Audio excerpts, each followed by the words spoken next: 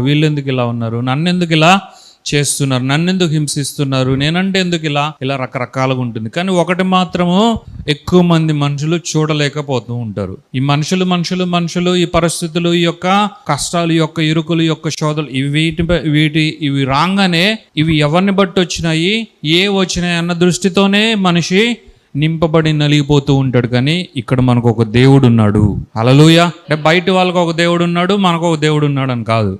ఒకే దేవుడు ఉన్నాడు. ఆయన మన పక్షం ఉన్నాడు.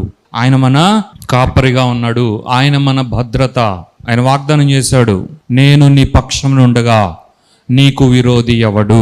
హల్లెలూయా.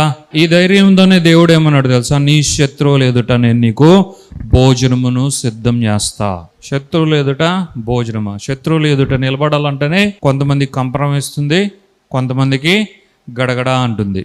అవునా కదా? సో శత్రువు అన్నది మనకు జీర్ణం కానిది. కానీ దేవుడు ఏమంటూ ఉన్నాడు, నీ శత్రువుతో అయినా నేను నీకు సంధి చేయిస్తాను, సమాధానపరుస్తాను, నీకు భోజనాన్ని సిద్ధం చేస్తాను. హల్లెలూయా. ఆ విధముగా మన దావీదు కూడా ఇవన్నీ ఉన్నా కూడా దేవుడు నా పక్షం ఉన్నాడు అని జ్ఞాపకం చేసుకున్నాడు.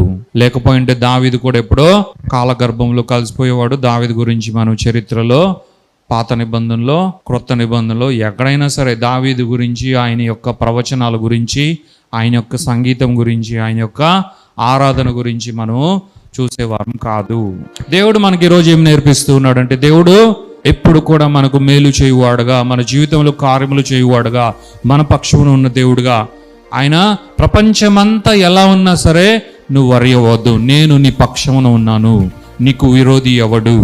నీకు విరోధముగా ఒకవేళ వస్తారేమో, దాన్ని బట్టే రిజల్ట్ లేదు అంటున్నాడు దేవుడు.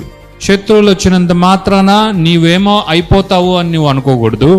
అలాగే శత్రువులు వచ్చినంత మాత్రాన నీకు వీళ్ళెందుకు ఇలా ఉన్నారు, నన్నెందుకు ఇలా చేస్తున్నారు, నన్నెందుకు హింసిస్తున్నారు, నేనంటే ఎందుకు ఇలా రకరకాలుగా ఉంటుంది. కానీ ఒకటి మాత్రము ఎక్కువ మంది మనుషులు చూడలేకపోతూ ఉంటారు. ఈ మనుషులు ఈ పరిస్థితులు, ఈ యొక్క కష్టాలు, ఈ యొక్క ఇరుకులు, ఈ యొక్క శోధలు, ఇవి రాగానే ఇవి ఎవరిని బట్టి వచ్చినాయి, ఏ వచ్చినాయి అన్న దృష్టితోనే మనిషి నింపబడి నలిగిపోతూ ఉంటాడు. కానీ ఇక్కడ మనకు ఒక దేవుడు ఉన్నాడు. హల్లెలూయా. అంటే బయట వాళ్ళకు ఒక దేవుడు ఉన్నాడు, మనకు ఒక దేవుడు ఉన్నాడు అని కాదు.